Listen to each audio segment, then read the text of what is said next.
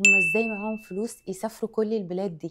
بتفرج على فيديوهات الناس اللي بتسافر وتقف قدامها وتقول هي الناس دي بتجيب الفلوس دي منين؟ انا مستحيل اسافر، انا مش هينفع اسافر ولا الف العالم عشان انا معيش فلوس، مش هقدر احوش لكل السفريات دي.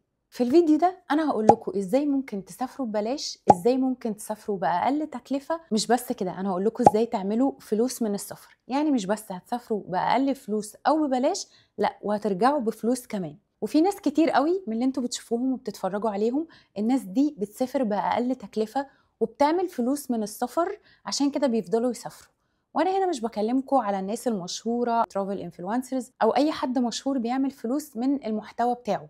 انا بكلمكم عن ناس عادية جدا مش بيشتغلوا اصلا في السوشيال ميديا. في حاجات كتير قوي قوي انتوا متعرفوش، اسرار عن السفر وتكاليف السفر وازاي ممكن نسافر ببلاش ويكون اصلا السفر دي وسيله تجيب لنا فلوس. كل الحاجات دي هقولها لكم النهارده في الفيديو ده. وعلى فكره، مش هتلاقوا ناس كتير بتقول لكم الحاجات دي عشان بيعتبروها اسرار للسفر، مش بيتكلموا عنها كتير، بس انا هقولها لكم كلها النهارده عشان انا بحب السفر جدا وبحب اشوف الناس بتسافر وبتعمل فلوس من السفر. حضروا نفسكم ورقه وقلم، كوبايه قهوه، كوبايه شاي، اي حاجه بتحبوها، وتعالوا. كل الناس اللي عايزه تسافر من غير سن معين ولا وظيفه معينه ولا اي حاجه، طالما انتوا قررتوا او حابين ان انتوا تسافروا، هقول لكم كل حاجه عايزين تعرفوها. انا اسمي ايمان، ودي حلقات سنه اولى سفر بعملها مخصوص عشان الناس اللي بيحبوا يسافروا واللي نفسهم يسافروا، وبشارك معاكم اكتر النصايح والغلطات والحاجات اللي لازم تكون عندكم لو انتوا حابين تسافروا ولسه في بدايه مشواركم في السفر. متنسوش تعملوا سبسكرايب وتشوفوا كل الجديد على الشانل، وكمان تقولوا لي كل اقتراحاتكم عشان اعملها في الفيديوهات الجايه. في الأول هقول لكم إزاي نسافر بأقل تكاليف ممكنة. فكرة إن السفر بيحتاج فلوس كتير دي فكرة غلط بس عندنا، عشان إحنا مش عارفين الأسرار اللي ورا الموضوع ده. الفيديو ده هنقسم الثلاث حاجات: إزاي نسافر بأقل تكلفة، عشان ده ممكن يكون متاح لكل الناس، بنات اللي عايزة تسافر، عائلات، أو هانيمون، طلبة لسه مخلصين الجامعة بتاعتكم عايزين تسافروا. موضوع إن إحنا نقلل تكاليف السفر ده لكل الناس. وبعد كده هقول لكم ازاي تسافروا ببلاش خالص، عشان ممكن يكون ده مش مناسب للعائلات او للناس الكبيره. لو هتطلعوا هانيمون انتوا عايزين تريحوا دماغكم وتطلعوا بفلوسكم بس باقل تكاليف. واخر حاجه في الفيديو بقى اقولها لكم ازاي تعملوا فلوس من السفر، والفلوس دي مش قليله خالص، هتعملوا فلوس كويسه جدا تضمن لكم ان انتوا ترجعوا حق السفريه لو انتوا مسافرين عادي بفلوسكم، وكمان تضمن لكم فلوس للسفريه الجايه. متخيلين؟ يعني كل مره وانتوا في بلد هتكونوا بتجيبوا فلوس السفريه اللي بعديها. هل اللي انا بقول لكم عليه ده محتاج اي مواصفات خارقه، ناس معينه او مواصفات معينه؟ لا، اي شخص انسان عاقل كويس يقدر يعمله وينفذه ويعمل فلوس كويسه. خلينا الاول نبدا باول جزء واهم جزء: ازاي نسافر باقل تكاليف ممكنه.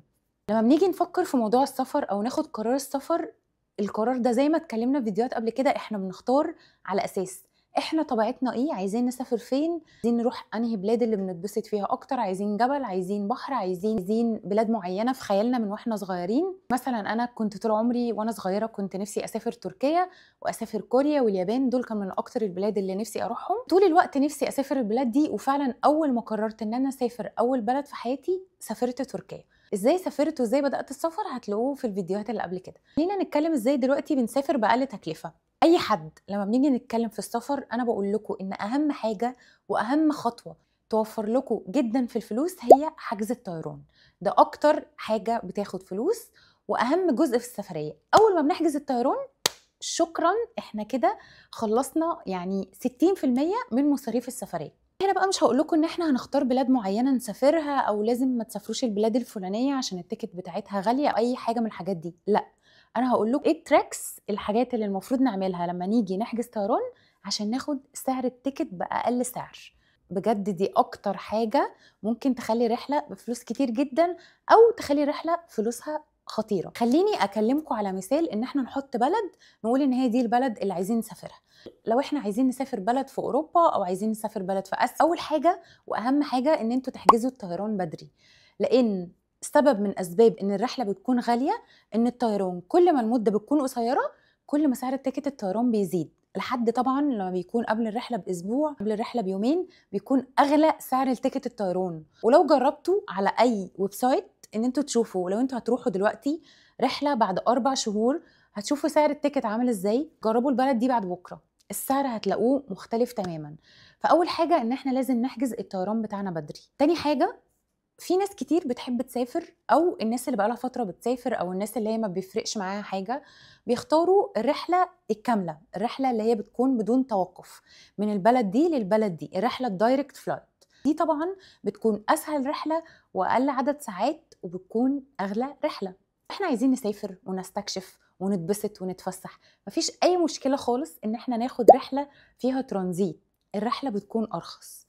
كناس لسه بقى عايزين تسافروا وتستكشفوا وتتبسطوا، عادي جدا ان انتوا تاخدوا رحله فيها وقت ترانزيت طويل، تستكشفوا مطار البلد اللي انتوا فيها وتقعدوا. الترانزيت اللي موجود في كل البلاد بيكون في اماكن تناموا فيها وتريحوا وتصلوا وتاكلوا وتشربوا وتعملوا كل شيء.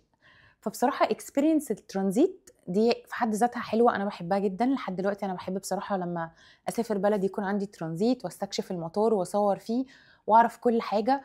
وفي كمان فيزا بتكون فيزا للترانزيت، لو عايزين تطلعوا تتفسحوا في البلد بره تقدروا تتفسحوا كده، هتبقوا زرتوا بلدين على حسب بقى.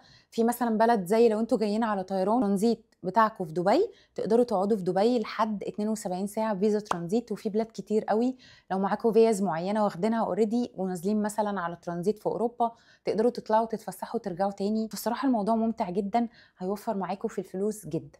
اول حاجه هنحجز الطياره بدري، وتاني حاجة هنختار ان يكون فيها ترانزيت عشان تقلل سعر السفر. طيب واحنا بنحجز الطيران في حاجة مهمة جدا، ايه هي؟ ان احنا واحنا بندور في ويب سايتس بتجيب لكم ارخص اسعار طيران زي سكاي سكانر وجوجل فلايتس، لان جوجل فلايتس بتجيب لكم كمان اسعار رخيصة جدا. ولازم ما تقعدوش تدوروا على التيكت او تفتحوا نفس الويب سايت كتير، لان هنا الويب سايت بيبتدي يعرف انك شخص بتدور على تيكت طيران، فممكن يغلي لك سعر التيكت. وبجد والله زي ما انا بقول لكم كده تقدروا تدوروا وتعرفوا الموضوع اللي انا بقوله لكم ده. مواقع بتسجل ان انت بتدور فبترجع تعمل لك نفس الحاجات تاني وتعلي عليك السعر. في خاصيه اسمها انكوجنيتو، دي موجوده في الايفون موجوده في الاندرويد. هحط لكم هنا بالظبط تعملوا ايه عشان تعملوا سيرش من غير ما يبان انتوا فين. الحاجات اللي هتفرق معاكم في السعر ان انتوا تغيروا المدينه اللي انتوا هتطيروا منها والمدينه اللي انتوا هتوصلوا لها، ويبان ان دي حاجه سهله وبسيطه وممكن ما تفرقش، بس هي بتفرق جدا. يعني دايما هتلاقوا لو انتوا مثلا في مصر هتلاقوا ان السفر من مطار القاهرة اغلى من مطار برج العرب. لو انتوا مثلا في الامارات هتلاقوا دايما ان السفر من مطار دبي اغلى من لو رحتوا مثلا مطار ابو ظبي، شركة طيران مختلفة عن طبعا فلاي اميريتس كأنها اغلى شركة طيران. وده بيحصل في معظم البلاد، دايما العاصمة او السفر من العاصمة للعاصمة بيكون اغلى. ممكن بقى تختاروا ان انتوا تسافروا من مدينة تانية وتوصلوا على مدينة تانية غير العاصمة، دي برضو من الحاجات اللي هتقلل معاكم الفلوس. ويا جماعه انتوا بتشوفوا ان المبلغ هيقل شويه، بس لو حسبتوها كويس قوي في الاول لو اخترتوا التيكت بدري، وبعدين لو اخترتوا شركه الطيران نفسها، لان شركه الطيران بتفرق. من اهم الحاجات شركه الطيران اللي هتسافروا معاها هيكون فيها حاجتين. اول حاجه تكون الشركه دي لازم تكون امان، تقروا ريفيوز عنها كويس جدا وتعرفوا ان هي شركه كويسه. تاني حاجه ان انتوا تختاروا شركات طيران تانية غير شركات الطيران اللي هي الكبيرة اللي معروفة جدا اللي بتدي وزن كتير، دايما معروف ان هي بتروح الوجهات السياحية، دي بتكون عادة اغلى لان دي المعروفة اكتر واللي الناس كلها بتسافرها، بيكون البيزنس كلاس بتاعها مشهور فالناس بتحبها. دايما خلي تركيزكم وان انتوا تبصوا للحاجة الاساسية اللي انتوا عايزين توصلوا لها، ان انتوا عايزين تسافروا. فمش مهم هنستحمل الكام ساعة بتوع الطيران لحد ما نوصل المدينة، طالما ان شركة الطيران دي امان مضمونة مفيش ريفيوز عنها وحشة، عشان دي ما فيهاش هزار، احنا مش هنهزر في سلامتنا واماننا، لا طالما كويسه خلاص. ورابع واهم حاجه الوزن يا جماعه. شركات الطيران اللي بتكون عاده يعني مش الشركات الكبيره بيكون سعر التيكت اقل طول ما انتوا ما بتاخدوش وزن زياده، يعني شنطه على ظهركم اوكي، وشنطه كاري اون لو انتوا بقى بنات وعايزين تاخدوا لبس وحاجات فهتاخدوا شنطه كاري اون وشنطه على ظهركم. اعتقد ده بيكون سعر كويس ومناسب. تقدروا تزودوا السعر اونلاين على التيكت برضو بفلوس قليله، بس اهم حاجه ما تروحوش المطار من غير ما تكونوا شارين الوزن، لان ده هيخليكم تدفعوا فلوس كتير جدا. يبقى دي اول تركايه هتساعد معاكم في تقليل الفلوس، هي حجز الطيران. كانت بسيطه، هتستحملوا الكام ساعه لحد ما توصلوا، هتاخدوا اكسبيرينس حلوه قوي لو عندكم ترانزيت في وقت طويل في البلد اللي انتم مسافرينها، وهتجربوا ان انتوا تعتمدوا على نفسكم، ان انتوا ما تاخدوش لبس كتير وحاجات كتير وتاخدوا الحاجات الاساسيه. وده بدايه التاقلم اللي هيحصل لكم من السفر، ان هو مش لازم ناخد كل حاجاتنا، ناخد الحاجات الاساسيه. مش لازم نكون كل يوم نلبس لبس فظيع وشنط وجزم والحاجات دي كلها، عشان احنا اهم حاجه عندنا ان احنا نسافر ونتبسط. فكده انا قلت لكم اول حاجه حجز الطيران. بعد حجز الطيران ايه تاني ممكن يوفر معاكم؟ قلت اجيب القهوه بتاعتي عشان لسه قدامنا حاجات كتير قوي هقولها لكم، فمحتاجين يبقى مزاجنا رايق كده ونركز في الكلام. تاني حاجه هتوفر معاكم، ودي من الحاجات اللي الناس بتحكم عليها كتير قوي من غير ما تعرف عنها حاجه، وهي مكان الاقامه بتاعكم. لما بنسمع كلمة هوستل أو بنشوف الهوستلز في الأفلام، الحاجات اللي بتيجي على التلفزيون، تخيل إن الهوستل ده مكان وحش قوي تحت السلم، غريب، مش أمان. لا، كل دي حاجات غلط، وللأسف ناس كتير بتصدقها فما بتفكرش إن هي تجرب تجربة الهوستل أو إن هي تقعد في هوستل. يعني إيه هوستل؟ للناس اللي متعرفش، الهوستل ده بيكون كأنه الأوتيل، بس بيكون أوض كتير جدا. يعني ممكن الأوضة بتاعت الأوتيل بتكون انت قاعدة فيها لوحدك أو قاعدين دبل أو تريبل، ده أقصى حاجة. لا، الهوستل ده بقى بتكونوا أوضة كبيرة جدا، الأوضة دي ممكن يكون فيها سراير كتير قوي، فبتكونوا قاعدين مع ناس كتير في المكان، مش قاعدين لوحدكم. هل ده معناه ان المكان ده مش نظيف او مش امان او ما ينفعش اقعد فيه؟ خالص يا جماعه، انا عايزه اقول لكم ان الهوستلز في اوروبا وكمان في اسيا بجد بجد من احلى الاماكن اللي ممكن تقعدوا فيها. ليه؟ عشان دايما هتلاقوا الهوستلز محطوطه جوه السنتر بتاع البلد، مش هتحتاجوا تركبوا مواصلات كتير عشان توصلوا لاي حاجه انتوا عايزينها. يكون فيها ورك سبيس كبيره جدا، في ناس كتير قوي بتبقى بتشتغل ريموتلي، فبتكون قاعده في بلد تانية وبيبقوا عايزين مكان يقعدوا فيه سعر قليل، ويكون فيه انترنت كويس، ويكون فيه مكان يشتغلوا منه. فبيكون الهوستل ده اكتر مكان ممكن تقابلوا فيه ناس اللي بتشتغل ريموتلي، زي ما بيقولوا بقى كده ايه النومادز. دي يعني ايه؟ الناس اللي هم عاده بيشتغلوا من اماكن غير البلاد اللي هم فيها، وبيكونوا قاعدين في هوستلز في بلاد مختلفه، وبيتنقلوا من البلد دي للبلد دي للبلد دي. ليه يا امان احنا ممكن نسيب الاوتيل ونقعد في هوستل؟ هقول لكم ليه. لان احلى هوستل في احلى مكان في احلى بلد انتوا ممكن تتخيلوها، سعره بيكون ربع سعر اليوم في الاوتيل. ربع سعر اليوم في الاوتيل. هتلاقوا سعر الهوستل مثلا في هوستلز في اسيا ب$3، هتلاقوا في اوروبا ممكن يوصل مثلا ل8-9 دولار في اليوم. وعايزه اقول لكم حاجه، لا، انه كمان مش بيكون يعني ال10 دولار او ال9 دولار او ال8 دولار دول انتوا بتاخدوا بيها حاجه مش كويسه. لا، انتوا بتختاروا، لان انتوا ممكن تختاروا ان انتوا تقعدوا في اوضه فيها 4 بس، يعني زيها زي الاوتيل بالظبط. ممكن تختاروا ان انتوا تقعدوا في اوضه فيها 6، فبيكون اقل، 10 اقل. ايه مميزات الهوستل بعيد عن الفلوس؟ احلى حاجه ممكن تعملوها في حياتكم، خصوصا لو انتوا هتسافروا لوحدكم، ان انتوا تقعدوا في هوستلز. ليه؟ اصل انتوا لو سافرتوا لوحدكم وقضيتوا كل حاجه لوحدكم، انتوا مش هتكتسبوا كتير في السفر زي لما تروحوا عن طريق هوستل. اولا بتتعرفوا على ناس كتير جدا من بلاد كتير جدا، تقعدوا بتاكلوا بتشربوا سوا وبتتقابلوا سوا وبتعملوا كل حاجه مع بعض، وبعد كده دول ممكن يكونوا اصحابكم لسنين طويله. تاني حاجه ان انتوا بيبقوا عندكم شويه ان انتوا تتعودوا ان انتوا مش لوحدكم. يعني الهوستل ده بيكون ليه شروط وضوابط، ان انتوا مثلا ما ينفعش تعملوا دوشه بالليل بعد الساعه كذا عشان انت حواليك ناس نايمين في الوقت ده، ان انت لازم يكون مش معاك حاجات كتير قوي بتعمل اصوات او بتصحى تتكلم في التليفون بالليل. لا، عشان كده هو بيكون ليه مكان كبير قوي تقعد براحتك، ورك سبيس، بيكون فيه روف وبيكون فيه بول، كل حاجه. الهوستلز رهيبه. قعدت في هوستلز في البرتغال، برشلونه، كمان في اماكن كتير قوي، وانا في اسبانيا كانت تحفه. قعدت برضو في اليابان، قعدت برضو في هوستل كان حلو قوي. دايما الاكسبيرينس بتاعت الهوستل بالنسبه لي بتبسط فيها اكتر بكتير من الاوتيل، ان انا بعرف اصحاب من جنسيات مختلفه. تعرفوا لو عايزين تتكلموا انجليش او عايزين تتعرفوا على ثقافه يابانيه، هتلاقوا بقى معاكم في الهوستل اجانب بقى من كل بلاد العالم، من كوريا، من اليابان، من اسبانيا، من ايطاليا، كله. وكله بيعمل نفس الحاجات، فانتوا بتحسوا ان انتوا كلكم بتعملوا نفس الحاجات، انت مش انسان غريب او مطلوب منك شيء مختلف عن اللي حواليك. بعد ما تحجز طيرانك وتعمل كل شروط الطيران، انك هتختار هوستل في البلد اللي انت هتسافرها، عشان توفر على نفسك الفلوس الكتير اللي هتضيعها في الاوتيل، وكمان هتكسب صداقات من الناس اللي هتتعرف عليهم. طيب، هل الهوستل هو ارخص حاجه؟ لا. ازاي ممكن اصلا تقعد ببلاش في بلد او تقعد باقل من الهوستل؟ في حاجه اسمها كاوتش سيرفينج. الكاوتش سيرفينج دي يعني ايه؟ يعني ان انت هتاخد كنبه في بيت حد في بلد الفلانيه، لما بتاخد كنبه عند الشخص ده، الكنبه دي ساعات الشخص ده بيكون اصلا من غير فلوس خالص، وساعات بيقولك رقم بسيط جدا مقابل ان انت تقعد على الكنبه.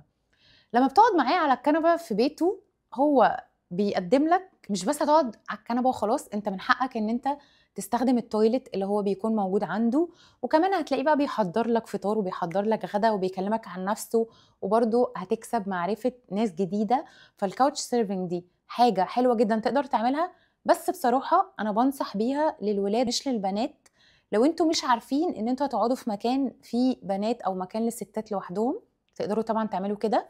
انا جربت اعمل ده وانا في ايطاليا، كانت في ست لذيذه جدا عامله البيت بتاعها زي نصه كده هوستل، والناس بتختار عايزه تقعد فين وتبات فين، وهي كانت ست جميله جدا تقدر بقى تعمل لكم الاكل وتعمل لكم الفطار والاكل الايطالي وكل حاجه كانت تحفه. كنت بدفع تقريبا $2، متخيلين يا جماعه؟ يعني 100 جنيه بالمصري، اقل من 10 درهم. مش هتكلم. في طريقه كمان ان انتوا تقعدوا ببلاش او تقعدوا مقابل شيء بتعملوه بس مش الفلوس. زي ايه؟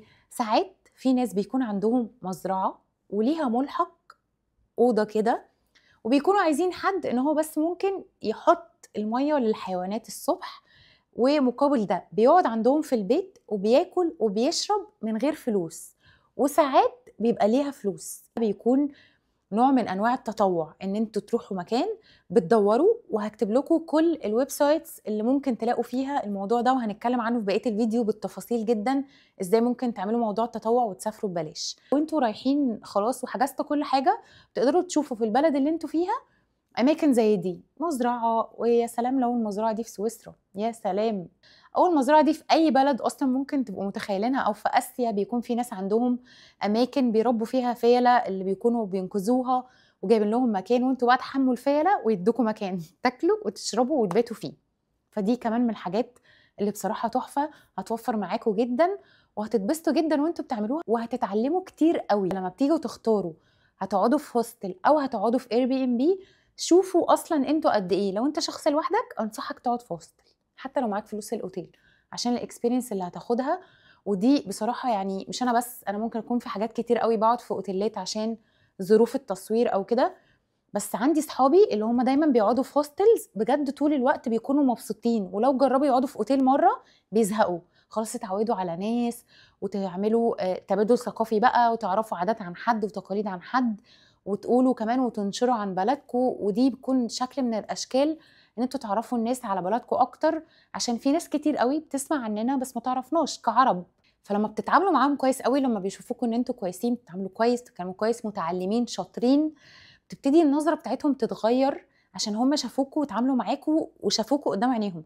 عشان كده بقول لكم دايما خلي بالكم من تصرفاتكم وانتوا بره البلد اللي انتوا منها، لان انتوا مش عارفين في شخص ممكن يكون واقف وعنده فكره عنك كمصري، كسعودي، كمغربي، كتونسي، كاي جنسيه، عنده فكره عنك غلط، يعني مش بتهتموا بالنظام او مش بتحترموا البلد اللي انت فيها، فبيقعد يشوفك. تخيل انت تيجي بكل بساطه تلاقي نفسك بره البلد بتاعتك، فتاخد ايه؟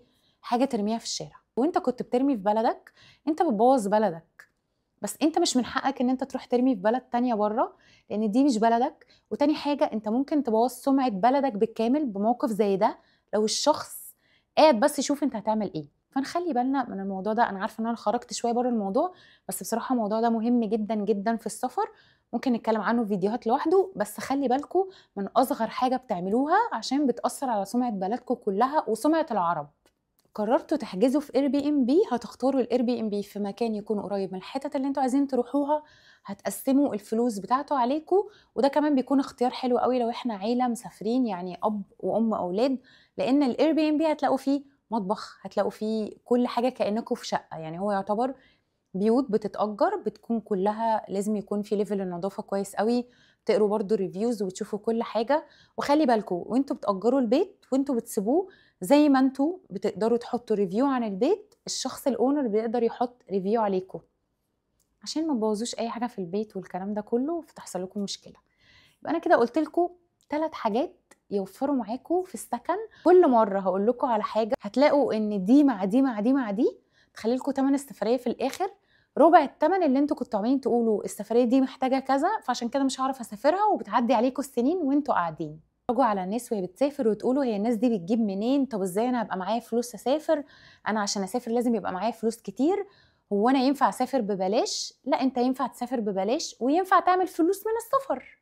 عشان انا بعمل معاكم خطة السفر كاملة من اول تيكت الطيران، المكان اللي هنسكن فيه، تالت حاجة هتوفر معاكم.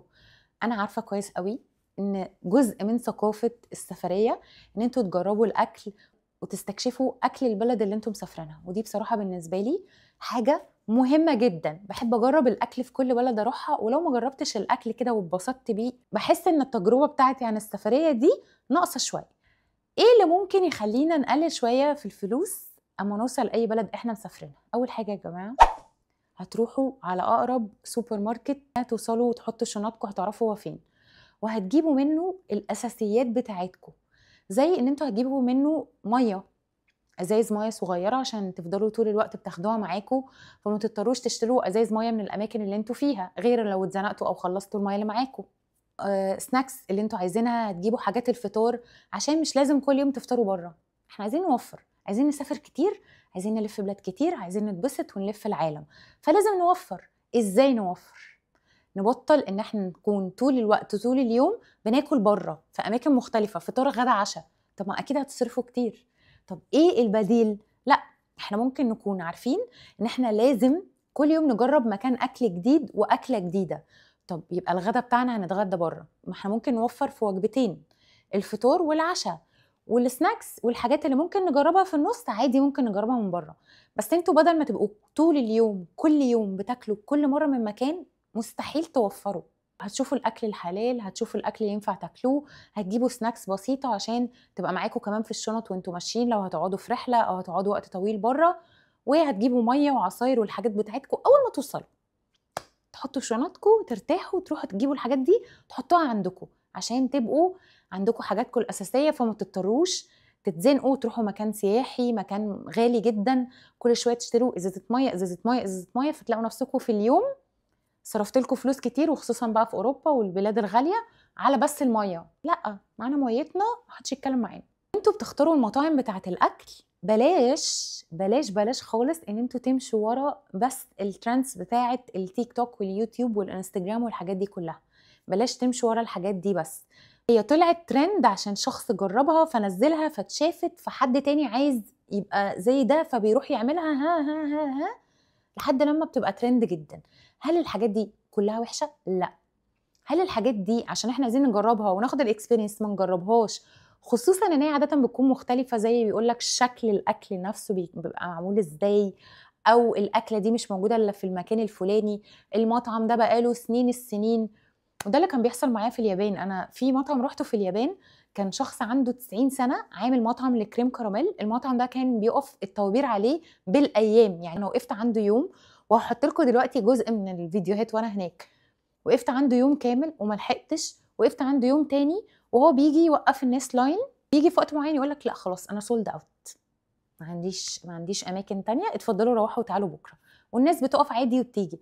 هل طعم الكريم كراميل بتاعه كان تحفه؟ لا، كان عادي جدا. اقل علبه كريم كراميل في السوبر ماركت كانت احلى منه، بس الناس كانت بتقف عشان الحركه اللي بيعملها، بيقعد يعمل كده بحركه غريبه بايده الكريم كراميل. الراجل نفسه كبير جدا ومراته كبيره جدا ما شاء الله، وعندهم بيت كده شكله جميل قوي وقديم قوي فينتج وعجله. فالتجربه كلها كانت بالنسبه لي انا عايزه اجرب. ففي حاجات بنكون عايزين نجربها وعايزين نعملها، بس ما تخلوش كل دماغكم على الحاجات دي. طب ايه يا ايمو اللي ممكن نجربه ونتبسط بيه ويبقى حلو وناخد اكسبيرينس الاكل؟ المطاعم المحليه بتاعه اللوكلز اللي في البلد، مش المطاعم السياحيه المشهوره اللي بتكون البلد عاملاها للسياح. اوكي، عشان دي عاده بتكون غاليه وطعمها مش حلو. مش بس غاليه، ممكن تجربوا مطعم في السفريه، مطعمين انتوا شفتوهم ترند وعايزين تجربوهم، ادوا فرصه لللوكل محليين اللي هم عايشين في المكان. لما تروحوا ايطاليا مثلا، كان مشهور للسياح، بس هتلاقوا اماكن تانية مشهوره الايطاليين بس اللي قاعدين فيها وبيكونوا هم اللي عارفينها، وبتلاقوا الاكل تحفه وسعره ربع سعر الاماكن التانية. عشان كده عاده السياح بيدفعوا 4 أضعاف اللي السكان المحليين بيدفعوه في اي مكان، عشان دول بيروحوا المكان ده الغالي جدا ومشهور ومش حلو، وطبعا المحلين بيروحوا المكان الحلو اللي اكله حلو. ازاي تعرفوا المطاعم دي؟ عادي جدا، بالسيرش اللي انتوا بتعملوه على اماكن الترند تقدروا تعملوه على الاماكن المحليه. ولما تروحوا ممكن كمان تسالوا لما تتعرفوا على ناس في الهوستل او في الاوتيل او الاماكن اللي انتوا هتقعدوا فيها. عشان كده بقول لكم لما هتقعدوا في مكان مثلا زي الهوستل هتقدروا تعرفوا من الناس اللي هناك الاماكن بقى الخطيره في الاكل الرخيصه.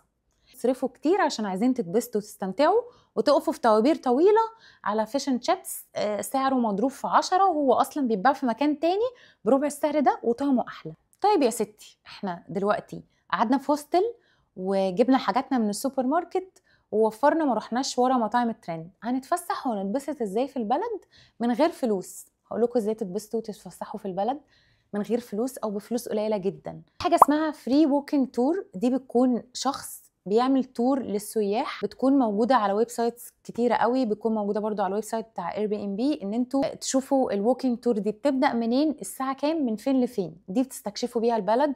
وفي حاجات زيها بتكون بالعجل، دي بيكون ليها برضو فلوس قليله، اللي هي العجله اللي انتوا بتاجروها تلفوا بيها البلد كلها. وتقدروا تعملوا سيرش على جوجل، تكتبوا فري اكتيفيتيز، يعني الاكتيفيتي اللي ممكن تعملوها في البلد دي من غير فلوس ايه هي. في حاجات كتير قوي.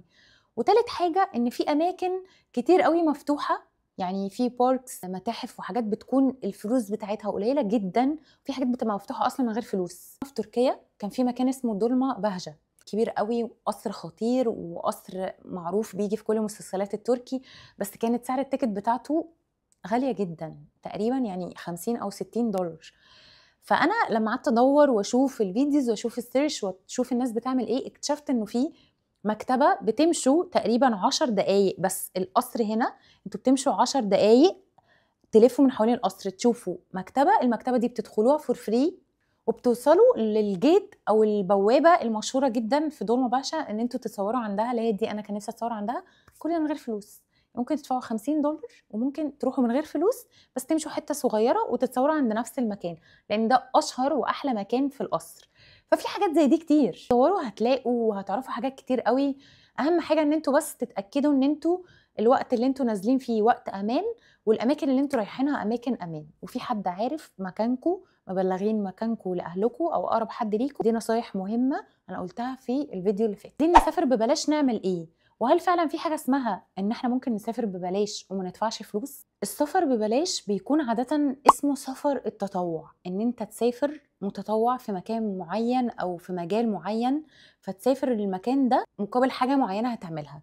اول حاجه في سفر التطوع انا هحط لكم كل المواقع المشهوره عن سفر التطوع. في موقع مشهور جدا اسمه وركاواي، ده من اشهر المواقع اللي بتديكوا فرص السفر ببلاش. بيكون مثلا ان انتوا هتروحوا مكان زي ما كنت لسه بقول لكم، المكان ده مزرعه او بيت او مطعم معين في بلد معينه، حاطط فرص تطوع ان انت هتروح المكان ده، هتاكل وتشرب وتبات في المكان ده، كل ده من غير اي فلوس خالص مقابل شيء هتعمله. انت ممكن في بلد تبقى مقابل ان انت تبقى بتعرف تصور مجرد صور عادية بسيطة، فتصور للناس دي في المطعم صور هم محتاجينها، وبتاخد مكانه الاكل وبتاخد مكانه الاقامة، وبيكون مكان كويس جدا. زي ان انت مثلا ممكن تبقى تراستد هاوس سيتر، يعني بيت بيكون الناس عايزين شخص يكون قاعد فيه وهم مسافرين، يقعد مثلا بالحيوانات بتاعتهم، بالقطط او بالكلاب، او يكون عندهم طيور، فبيدوك البيت ده كله تقعد فيه وتعيش فيه، وبيكون ليك كل اكلك وشربك وكل حاجه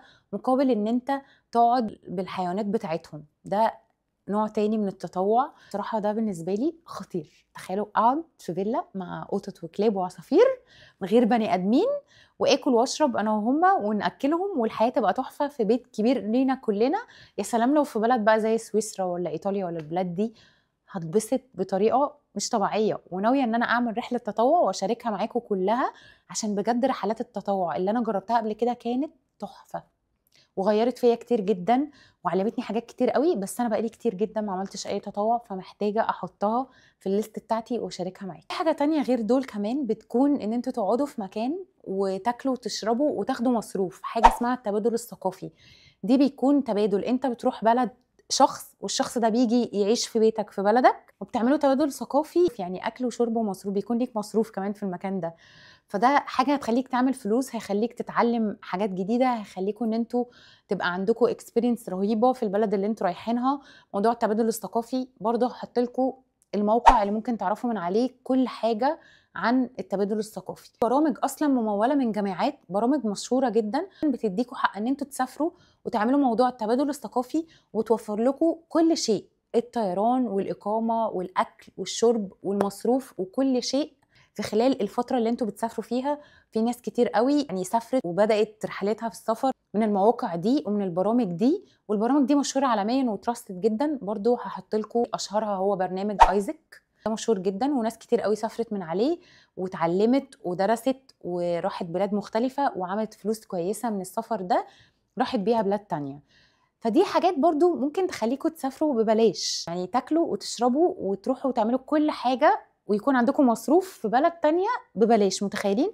واول ما هتجربوا الحوار هتبقوا عايزين تدمنوه بقى، تبقوا عايزين ترجعوا منه، عايزين بلد تانية. انتوا بقى هتبقوا زي الناس اللي كنتوا بتتفرجوا عليهم كل شويه بتسافروا وتقعدوا تقولوا ايه هم كل شويه بيسافروا ازاي. انتوا هتبقوا زي دول من كتر ما هتحبوا السفر وهتسافروا، وهتعرفوا ازاي تسافروا بذكاء وتوفروا في الفلوس. في تركايه مهمه قوي وانتوا بتبداوا بقى تسافروا وتحوشوا للسفر، ان انتوا تعملوا حاجه اسمها الاير مايلز. يعني لما بتبتدوا تسافروا مع شركات طيران وتلاقوا ان شركات الطيران دي عامله برنامج اسمه المايلز او الاميال، برنامج الاميال، البرنامج ده بيخلي كل النقط اللي بتاخدوها في السفريات بتتحوش، فتقدروا تسافروا بيها بلاد تانية ممكن تسافروا بالكامل ببلاش او توفر لكم نص السفريه. ده بيحصل لما تعرفوا بعد كده انتوا عايزين تسافروا على انهي طيران اكتر، او ايه اكتر طيران بتسافروا عليه. انا عامله على تركيش ايرلاينز عشان صراحه انا مسافر على طيران التركيه كتير قوي، ففي بوينتس كتير قوي بتخليني حتى ان انا ابجريد. يعني ممكن تبقى التيكت بتاعتي ايكونومي اللي هي الطيران الاقتصادي، وابقى بزنس من غير ما ادفع ولا اي حاجه، بس بالاير مايلز بتاعتي. وكمان في حاجه، في بنوك بتدي الكروت بتاعتها، كل المشتريات اللي انتوا بتشتروها بتتحول لنقط وبتتحول لاميال. فدي حاجه رائعه.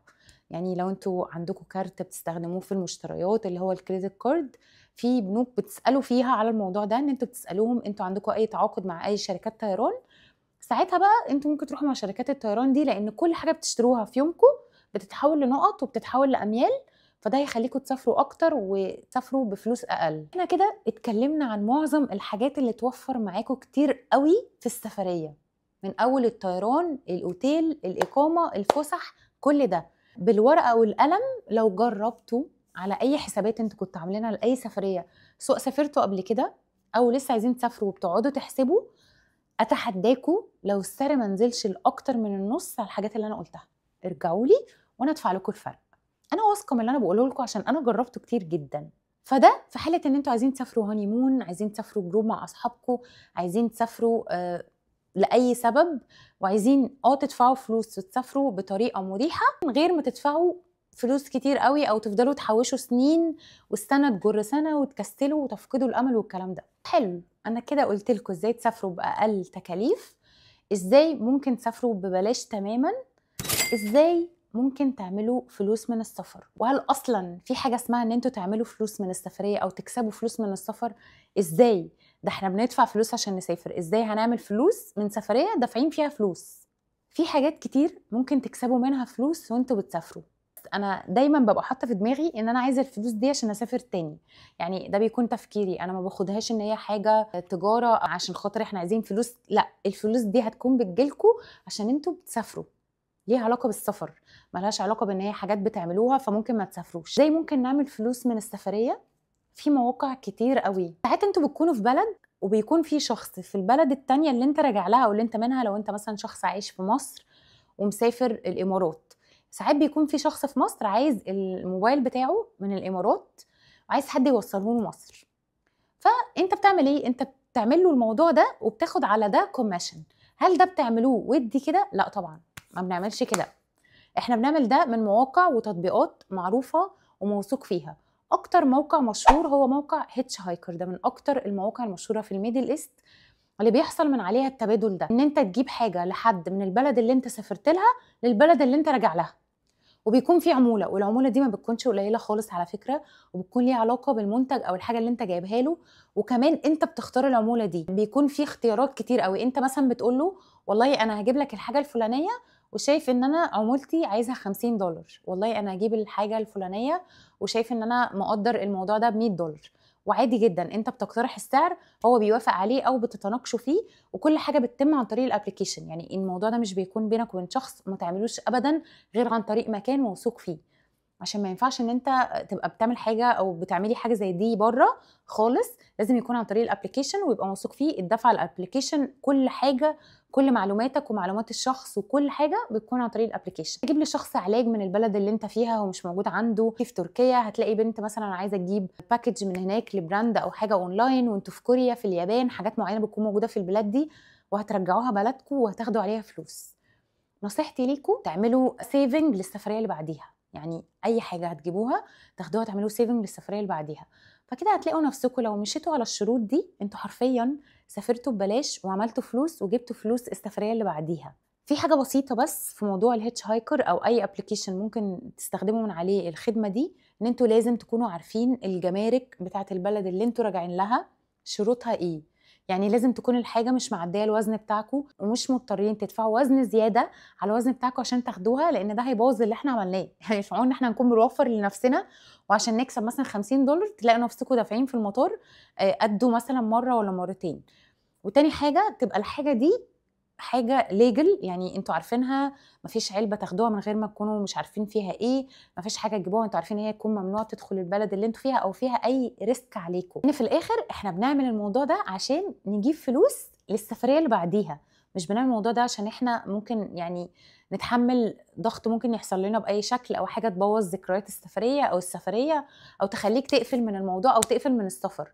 فدايما شوف الحدود الجمركيه بتاعت المكان اللي انت رايح له، وتاني حاجه ان تكون الحاجه دي حاجه معروفه وموثوق فيها، انت شايفها وعارفها كويس قوي وفاتحها ومتاكد منها قبل ما تاخدها معاك. متهيألي ان ده هيكون واحد من احلى واهم الفيديوهات اللي انا شاركتها معاكم، اللي هتشجعكم ان انتوا تسافروا. وبجد بجد انا بتبسط من كل حد بيسافر وبيجرب يسافر وبيرجع يبعت لي وبيستفيد من الفيديوهات بتاعتي. هستنى تقولي رايكم في الفيديو، واي حد هيسافر يا ريت يرجع للفيديو ده ويكتب لي عليه كومنت، قولوا بقى سيف عشان لما تيجوا تسافروا تراجعوا كل ده. ودمتم مسافرين ومحبين للسفر، اشوفكم الفيديو الجاي بحاجه جديده. هستناكم تكتبوا لي نفسكم تشوفوا ايه او نتكلم عن ايه المره الجايه.